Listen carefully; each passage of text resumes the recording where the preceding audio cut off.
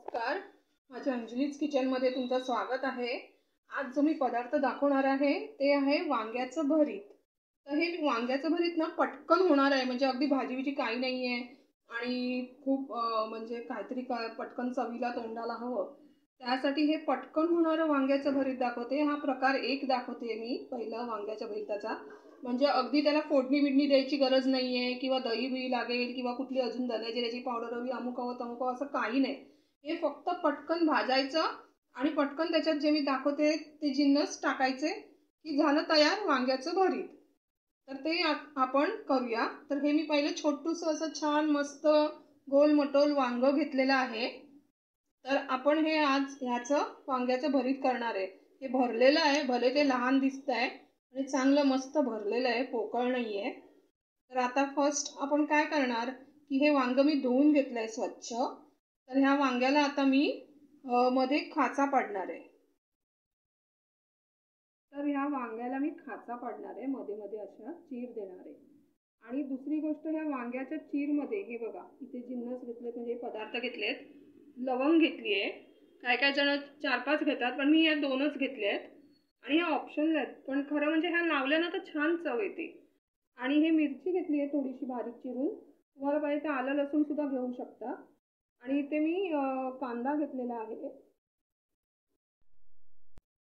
तर आता आपण सुरीने ह्याला खाचा पाडून घेऊया। हे बघा असं मध्ये मध्ये खाचा पाडायचं, म्हणजे कसं ते भाजताना ना आतून चांगलं भाजलं जातं।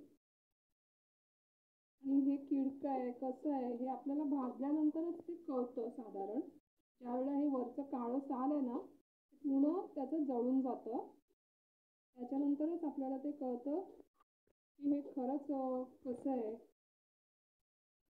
आणि कधी पण भाजल्यानंतर ते उघडून बघायचं, मी नंतर दाखवे ना।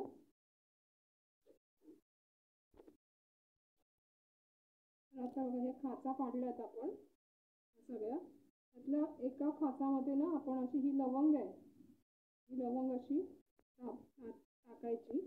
तुम्हाला ही नाही टाकायची असेल तरी चालेल, काय हरकत नाही, कारण पटकन करायची आहे म्हटल्यावर शोधत बसायला कधी कधी नसतं। तर माझ्याकडे जवळच आहे सर्व म्हणून डबे वगैरे त्याच्यावर पटकन मी काढले आणि पटकन हे टाकली। तर आता ही टाकली आहे आणि भाजायच्या आधी ना ह्याला तेल लावून घ्यायचं। तर आता आपण ह्याला तेल लावून घेऊया। हे बघा हे मी तेल लावते, याला मी बोटाला तेल लावून घेतलेलं आहे। हे बघा हे तेल सगळं चोळते आहे मी। तेल चोळलं ना की खमंग चांगलं भाजलं जातं। ह्याला तेल लावून घेतलंय मी सगळं, तर याला आपण ना भाजून घेऊया चांगलं। हे बघा तर मी गॅसच्या शेगडीवर ठेवलंय। आता हे आपण असंच भाजत ठेवणार आहोत आणि हे भाजायला द्यायचं, सारखं मध्ये मध्ये बघत राहायचं, परतत राहायचं, थोडा वेळ लागतो याला भाजायला। आणि असं मध्ये मध्ये उचलून असं भाजत जायचं। आणि हे मध्ये मध्ये ना असं सगळ्या साईडने भाजत जायचं, सगळी बाजू त्याची भाजली गेली पाहिजे, अगदी चारी बाजूने खाली वरती सर्वीकडनं ही भाजली गेली पाहिजे बाजू, सर्व बाजू। तर आपण याला आता भाजत ठेवूया। वांग उभं पण ठेवलंय, हे बघा खालून आजूबाजूने सगळीकडनं छान मस्त भाजलं गेलेलं आहे।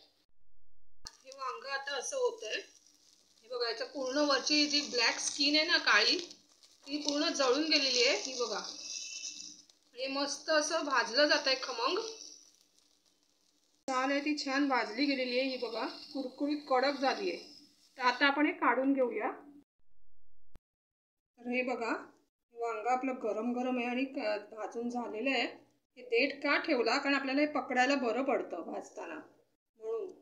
तर आता आपण ना हे साल एक एक करून काढून घेऊया। थोडं थंड झालं तरी काढलं तरी चालेल।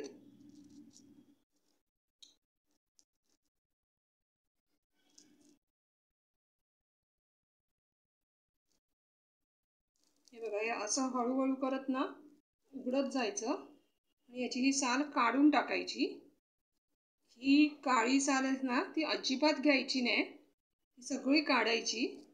जर सगळ्यांना माहिती आहे तसं, पण कोण नवखं असेल ना त्याला कळावं म्हणून सांगते। ही पूर्ण काळी साल आहे ना ती पूर्ण काढून टाकायची। अशा रीतीने आपण एक एक ना या वांग्याची पूर्ण काळी साल आहे ना जी ती सगळी काढून घेऊया। बघा हे ना असं आपण जेवढं याच्यावर काळी सालीचं आहे ना चिकटलेलं ते सगळं काढून टाकूया आणि याला थोडं पाणी सुटतं। हे बघा पाणी सुटतं,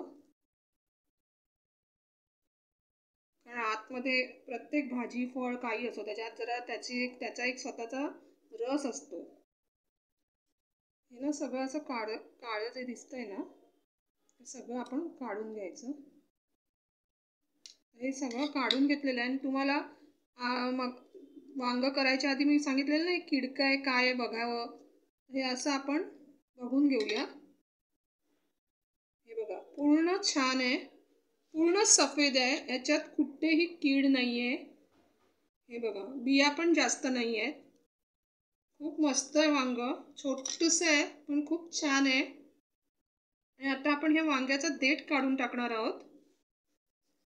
हा बघा हा देठ पण काढून टाकलाय आणि हे असंच वांग आता हे आपण सगळं हे बाउल घेतलंय, या बाउलमध्ये काढून घेणार आहोत। हे बघा हे छान मस्त असं बाउलमध्ये काढलंय। तर आता हे चांगलं आपण स्मॅश करूया, चांगलं मऊ करून घेऊया। हे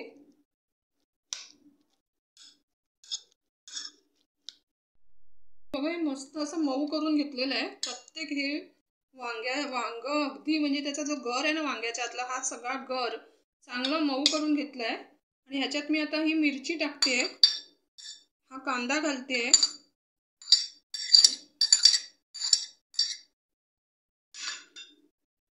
आणि आता ह्याच्यात मीठ घालणार आहे।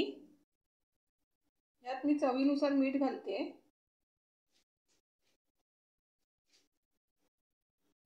त्यात किंचितशी हळद घालते, कारण आपण कच्चंच खाणार आहोत, त्याला फोडणी नाही देणार आहोत म्हणून अगदी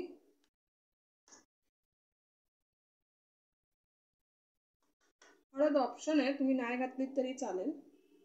आणि हा अर्धा चमचा, जसं तुम्हाला तिखट लागेल तसं घाला। माझं तिखट खूप तिखट आहे म्हणून मी थोडंसं घालते आणि हे चांगलं ना मिक्स करून घेऊया।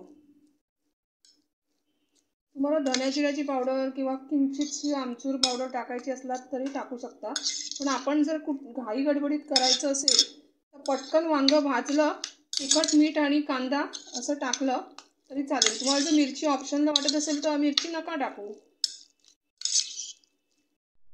हे बघा यात मी थोडी कोथिंबीर पण घालते। हे असं आपण चांगलं मिक्स करून घेऊया की आपलं ही डिश तयार झाली। वांग्याचं भरीत तयार झालेलं आहे। आता ह्याच्यात जर आपण घाईघाईत पदार्थ करायचा असेल तर हे तुम्ही वांग भाजायचं, पटकन त्यात मीठ तिखट आणि कांदा वगैरे घालायचा की आपली कोथिंबीर घालायची की आपली डिश तयार। कोथिंबीर नसली तरी काही हरकत नाही। आणि तुम्हाला जर याच्यात दही टाकायचं असेल तर तुम्ही दही टाकू शकता। तुम्हाला जर लिंबूचे 2-3 थेंब टाकायचे असतील चवीला असं चटकदार म्हणून तरी तुम्ही टाकू शकता। आता हे बघा मी लिंबू घेतलेला आहे, ह्याच्यात 2-4 थेंबच, कारण खूप छोटं आहे ना वांग, तर हे बघा 2-4 थेंबच टाकले मी लिंबाचे। हे बघा हे परत चांगलं मिक्स करून घेतलं। लिंबू आणि दही हे ऑप्शनल आहे, तुम्हाला पाहिजे तुम्ही टाकू शकता। लिंबू टाकल्यावर तुम्ही दही नाही टाकलात तरी चालेल, आणि दही टाकायचं असेल तर लिंबू नाही टाकलात तरी चालेल। तर हे अशा रीतीने ना आपलं झटपट होणारं वांग्याचं भरीत आहे, मस्त तयार झालेलं आहे आणि हे छान लागतं, चवीला खूप मस्त लागतं। तुम्ही एकदा हे असं करून बघा, तुम्हाला नक्की आवडेल।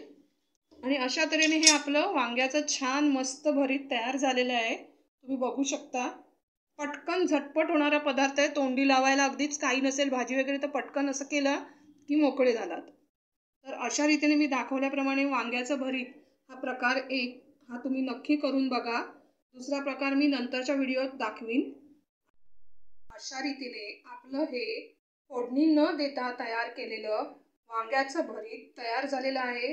फोडणी न देता सुद्धा हे खूप छान होतं, तुम्ही नक्की असं करून बघा आणि माझ्या अंजलीज किचनला लाईक करा, शेअर करा, सबस्क्राईब करा.